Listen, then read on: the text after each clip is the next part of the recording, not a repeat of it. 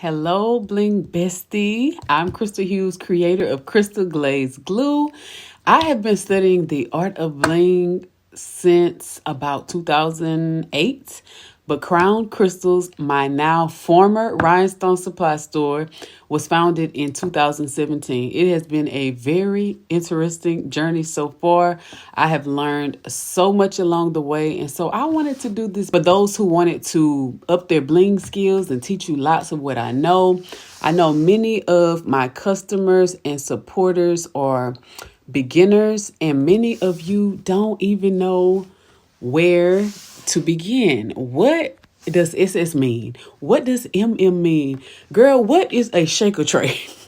What kind of glue do I need to use? You most likely do not even know where to begin, what size rhinestone you should use. And honestly, sizing was one of the most confusing parts for me when I first started.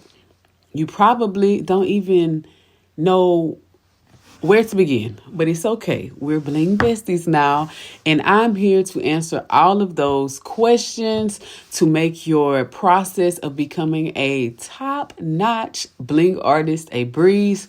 And so that's exactly what we're going to do, and I'm honored that you trust little old me. So let's get started. Put those listening ears on and get ready to perhaps learn something that you didn't know, or to brush up on something that you did know in the past, but now you have forgotten. We have all been there. It's okay, and I'm here to guide you along your journey. Let's start with glue. As I mentioned already, this is my very own product, Krystal Glaze Glue.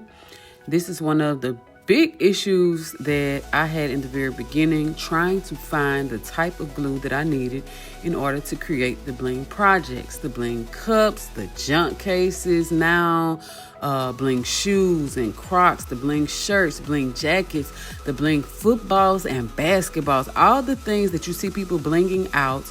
You want to know what type of glue you could use. And so this is the glue that I recommend, and I hope you've already purchased yours. It is heavy duty, it's industrial strength, and it can be used on so many things. The cool thing about Krystal Glaze is that it has a built-in precision tip, so it makes the process of applying your glue much more simple. It also comes with this needle tip so that your glue will not get clogged inside of this hole. So as you're working, if you are applying glue to a specific project, you want to place this needle back in there, at some point, so that your tube will not get clogged. And I've seen people say that their tip has broken, and most times it's just because if they are letting their glue dry and cure inside of here, then when they stick their needle tip back in and pull it out with force, sometimes it can break off. So it may be hard to tell on camera, but this is a really large tube of glue. It goes a long way, and you can get a lot done with just this one tube. Krystal Glaze is also clear, it's waterproof, it dries fast, it's multi-purpose. It can be used on so many different things, including rhinestone craft projects, phone repair, jewelry making, glass, metal, fabric, wood, more, all the things that's listed on the back of this tube. It can be used on so many things. And with certain things, you just have to make sure that you have prepped your item correctly. The glue is also transparent. It dries in 3 to 5 minutes, and I always recommend that you test a small area before use. And as stated on the back of this tube, please allow 24 to 48 hours for a complete cure. It does dry fast, and if you're applying your stones within the first maybe 3 to 5 minutes, it's going to start to stick. However, if you go back and try to move those stones, they will move. It needs a good 24 to 48 hours to completely cure, and then you will not have any movement. It is a heavy-duty, multi-purpose glue. However, it is not intended to be used on your skin, as stated on the back of the bottle. And also, as stated on the back of the tube, I recommend that you use it in a well-ventilated area. All right, moving right along, let's talk about types of rhinestones. There are many types of rhinestones, but the most common that you will see are glass and resin rhinestones. Glass rhinestones, which you see here, these are made of glass. They are more expensive, but provide a stunning shine and durability over time. Resin rhinestones, on the other hand, are made of plastic and are more budget friendly. Both are beautiful, but if you do not want to pass higher costs on to your customers, if you are doing this for extra income, resin rhinestones might be the better choice. For beginners, I highly recommend starting with resin rhinestones because they're more forgiving when practicing. That way, you won't feel as bad if you make a mistake. Glass rhinestones tend to last longer and come in a wide variety of stunning colors, which is why I personally prefer these for the most of my projects. However, when I'm practicing or teaching or doing tutorials, many times I use resin rhinestones. They're affordable, and I also love the playful color options that these offer as well. The key difference is that resin rhinestones are made of plastic, while glass rhinestones are, of course, made of glass. Glass rhinestones usually shine more brilliantly, but resin rhinestones can look just as great, especially when viewed from a distance or, under good lighting. Sometimes even after years of working with rhinestones, I have trouble telling them apart right away. Over time, though, glass rhinestones do tend to hold up better, making them a great long-term investment for high-end projects. Now, rhinestones also come in a variety of sizes measured in SS, which stands for stone size. For glass rhinestones, common sizes range from SS6, and those are very small, and it can go up to SS60, which are very large. Now, most people work with sizes between SS6 and SS20, as these are versatile and suit many different projects. Smaller sizes like SS6, these are great as filler stones to complement larger rhinestones. So if you're planning to create a fabric design like a blinged out t-shirt, you might want to consider hot fix rhinestones. These stones have a special glue backing that's activated with heat, like for when you use a heat press. The gray backing that you see on a hot fix stone is the glue, and the most common size for bling tees is SS10, though SS6 is also popular for more intricate designs. So for hand placing rhinestones on fabrics like jackets or shoes, you can do that. You can use either glass or resin rhinestones. Many times people put pearls on jackets and fabric as well. That's also acceptable. And so in that case, you'll need a heavy duty glue like Krystal Glaze to ensure that the stones stay in place. So in summary, resin rhinestones are an excellent choice for beginners or cost-conscious projects, while glass rhinestones are perfect for long-term, high-quality creations. And so the choice really depends on your budget, the type of project you're doing, and how you plan to use them. And with so many sizes and options available, you'll always find the perfect rhinestone for your next sparkling masterpiece. All right, resin rhinestones. These are a favorite among many crafters, and the common sizes that you will see are 2mm, 3mm, 4mm, 5mm, and 6mm. For example, this cup was gifted to me by a customer, and as you can see, it features glass rhinestones. These larger rhinestones are size SS30, which is equivalent to 6mm in resin rhinestones. And the term SS is used for glass rhinestones, while MM is used for millimeters. And so it's used for resin rhinestones. So it says 30 and 6 mm, or the same size, basically, just categorized differently. And so on this cup, the rhinestones are size SS20, which is equivalent to 5 mm in resin rhinestones. I know it can become so confusing. I still sometimes, calculating in your mind, but once you do it for so long, you will get used to it. So both types, glass and resin, they both shine beautifully, but I guess you would say their composition differs. So glass rhinestones were used to create this cup, while resin rhinestones were used for this one. And when compared side by side, you can see both are shiny, but the materials are distinct. Glass versus resin. So I want to show you each size. So with the 2 mm rhinestones, these are very tiny and often used as filler stones. Beginners sometimes order these thinking that they're ready to dive into bling projects, only to realize that they are much smaller than expected. Now, 3 mm, these are slightly larger. They are often used for detail work like nail art or filling in gaps as well for smaller projects. Some people do use these for blinking cups, but it takes so much longer to complete a project with this size. So it's a no for me, but many people like the look of it, and that's fine. 4 mm, this is a very versatile size, and this is probably one of the most popular sizes for various projects. They're slightly smaller than 5 mm, but still manageable for most projects. Now, 5 mm, these are my personal favorite. They're larger, making projects faster to complete and give a beautiful effect. So for bling cups, 5 mm is the equivalent to size SS20 in glass rhinestones. And then we have 6 mm. Now, a lot of people sleep on these, but these are very pretty. These are the largest size that most companies carry, and they are equivalent to SS30 in glass rhinestones.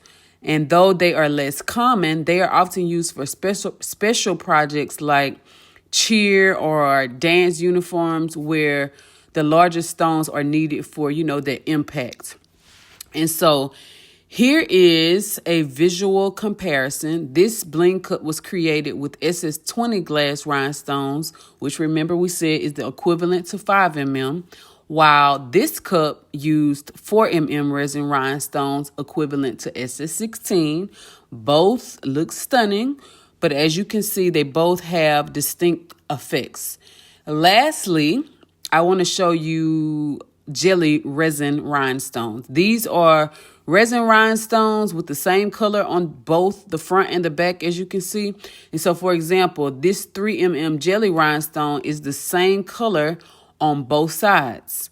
In contrast, regular resin rhinestones have a silver backing, which reflects light differently. So both are made of plastic, but their finishes are offer a unique look, and they're also made differently in the factory as well.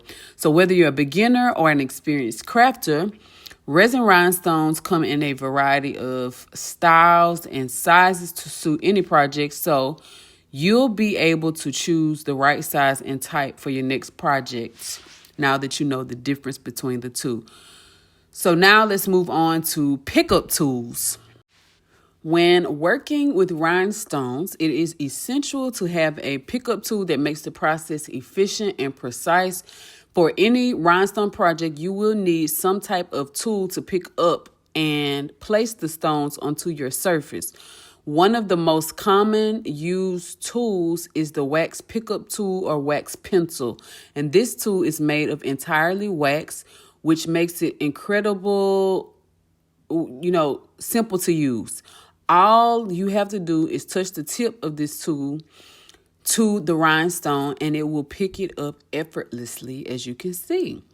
Then you can place the rhinestone exactly where you want it on your project. A lot of times I will even break these in half and then sharpen it with a pencil sharpener for two wax pickup tools in one. They're just shorter.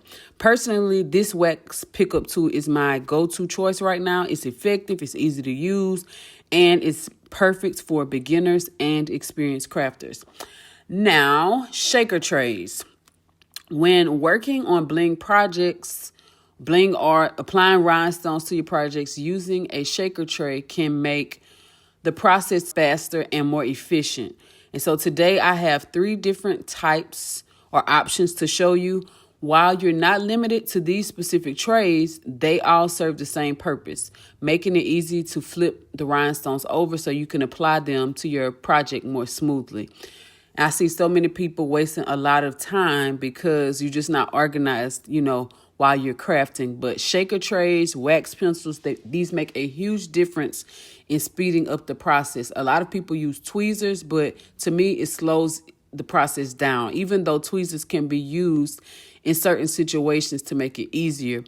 But with shaker trays, the standard shaker tray, this is one of the most common, popular, convenient options, and it's often carried on crafting websites. It's designed to help you flip your rhinestones to the correct side quickly.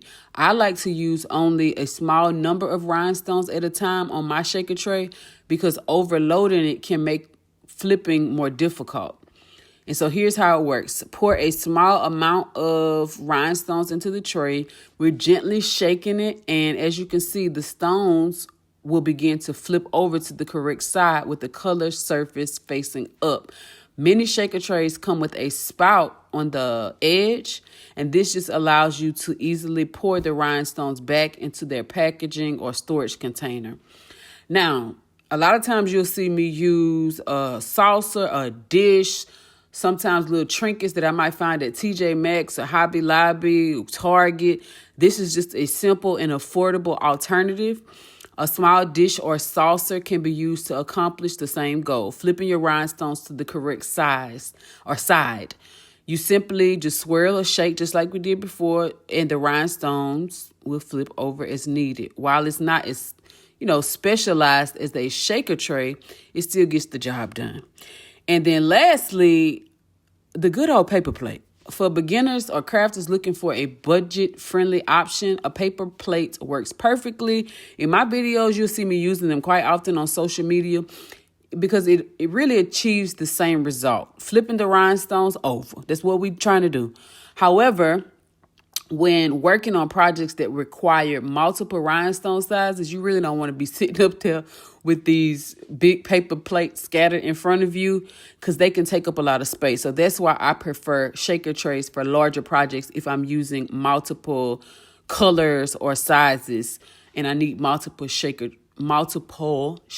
trays.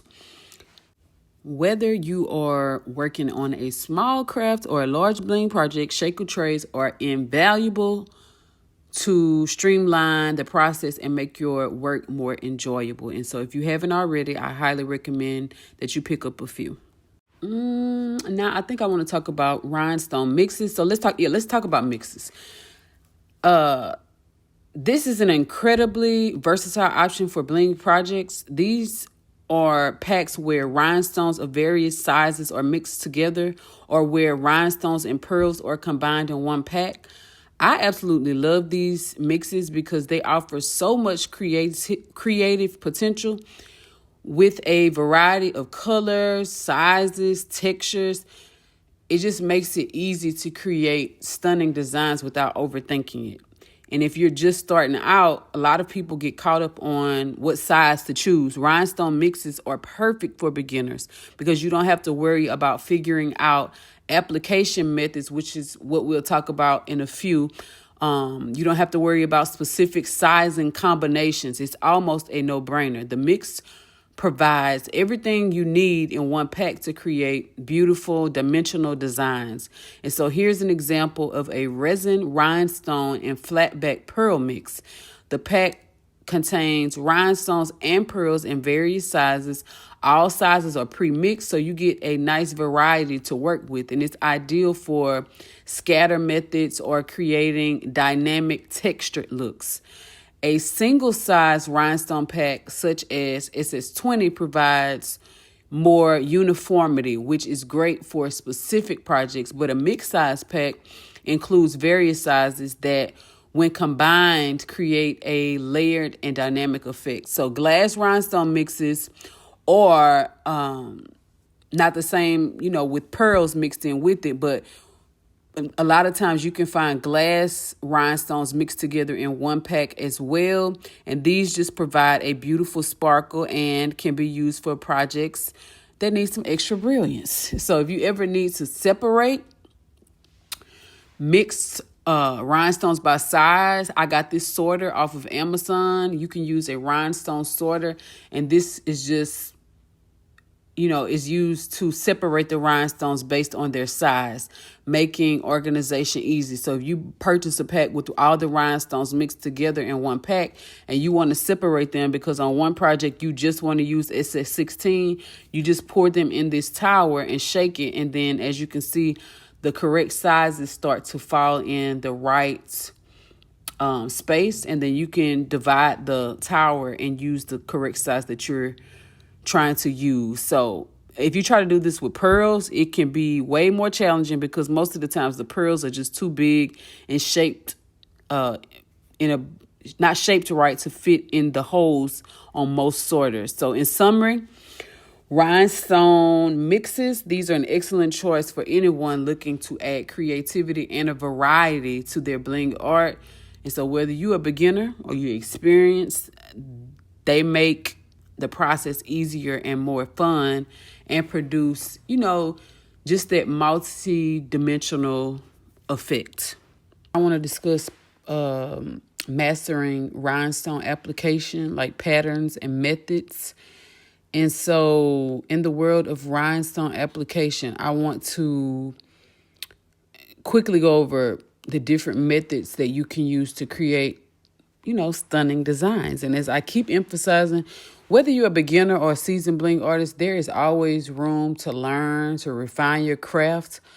But I do want to clarify some terminology. You will hear method, you will hear pattern. Some people say it's not called a rhinestone method, it's a rhinestone pattern. But a method, I heard it so long, a few years ago, I literally went and looked it up.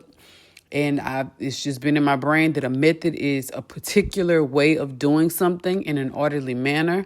And then a pattern is just a repeated decorative design. So you'll hear both terms used interchangeably, but I typically say method. And so we'll be covering the following methods: honeycomb method, scatter method, linear method, circular method. I typically use honeycomb method and scatter method the most. Honeycomb method goes by way faster.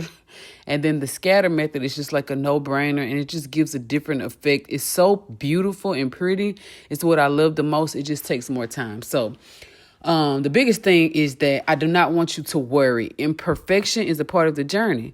And so even after years in this craft, I still make mistakes. So don't be so hard on yourself. Start where you are and trust that you will get better over time. This is my very first bling cup. So it's years old. And honestly, I do not carry it around because it is far from perfect. And because I do what I do, I don't like people coming up looking at it. So looking back, if you look closely, there are so many gaps, excess glue, as you can see, and even some uneven stones. But guess what? Most people will not even notice these imperfections unless they looked closely like I'm showing you. So one thing I've learned since then is the importance of matching your rhinestone colors to the base of your item. For example, if I had painted this cup silver before applying the rhinestones, the gaps would have been far less noticeable. So I always consider, or you should consider as well, how your base color interacts with your rhinestone. So a mismatched base can make your gaps more prominent. And again, you are not perfect. You're still learning. So remember that progress is more important than perfection. You're going to improve with each project. I'm still learning.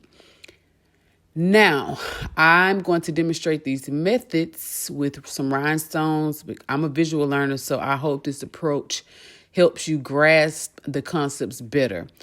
First, we definitely want to prep our surface. Preparation is key to a lasting finish. And if I can be honest, I have not always been one to sand. I still don't sand always, especially if it's something for me.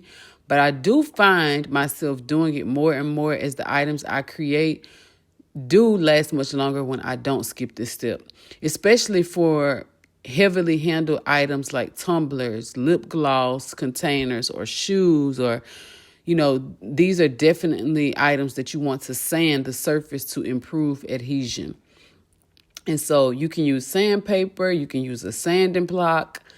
I got this one from Dollar Tree. And if you're sanding something like a pair of Crocs, this is a nail drill that I got on Amazon, and it definitely comes in handy. So after you have sanded your item, you want to wipe it down with at least 70% alcohol. Clean the surface thoroughly to remove any oils or dust. And of course, again, you want to choose the right glue. I trust Krystal Glaze glue, which offers an excellent hold. Even so, a prepared surface still ensures better results. So the first method that I want to show you is the honeycomb method. This method involves placing the rhinestones in a tight grid-like arrangement where each stone touches the adjacent stone. It's perfect for a polished, professional look, but it requires precision, as you can see. And so a tip that I've learned is that you want to try your best to avoid shifting the stones and make sure that the stones are not sliding as you're working, because even a small misalignment can throw the entire design off. If you get one stone out of place, then as you work your way down, let's say if you're creating a cup, then all of the rest of the stones are going to be shifted as well. So you want to try your best to keep the spaces as close as possible. But because you're human and it happens, if you ever get to a place where the rhinestone won't fit, I just skip that stone and come back to it. And then that's where you'll later add that filler stone that we talked about earlier in a smaller size. All right, so next is the scatter method. This is the beginner-friendly technique that I mentioned earlier. I think I referred to it like as a no-brainer because it really is, where you use rhinestones in various sizes to fill in spaces. It's forgiving and it allows for creativity. Many people like to use a mix of SS20s, SS16, SS12, and SS6 rhinestones for a dynamic, like textured, multi-dimensional look. And I even like to incorporate SS30 to mine a lot. The choice is yours. There's no right or wrong way to do it. You are the artist, as I like to say. And so this is just, to me, it's fun. It's very beautiful. And it really is a no-brainer. All right. The next one, and these are not all of the methods, but these are the most common. The linear method is next, and this is just basically where you arrange your rhinestones in straight lines, one directly beneath the other. This one is very easy as well, but there will be gaps. And you know what? Gaps are fine. They will happen. So do not try. Well, you should try to make it as neat as possible, but don't beat yourself up about it if you do have gaps, because it's common. And then moving on to the circular method, this one is best for designs like tumbler lids or round objects. I typically start on the outer edge, like an outline, and then continue applying the stones in a circular pattern. To me, this makes it easier and acts somewhat as a guide. All right, so you will definitely make mistakes as you are getting the hang of this, but that's okay. Some tips that I wish I would have known before is to minimize the amount of glue that I use. You want to use just enough to adhere the rhinestones without spilling over. And that is also a great thing about Krystal Glaze glue, because you're basically getting the right amount of glue out because it has the precision tip. And then if you do have excess glue, you can just smooth it out with a toothpick. All right.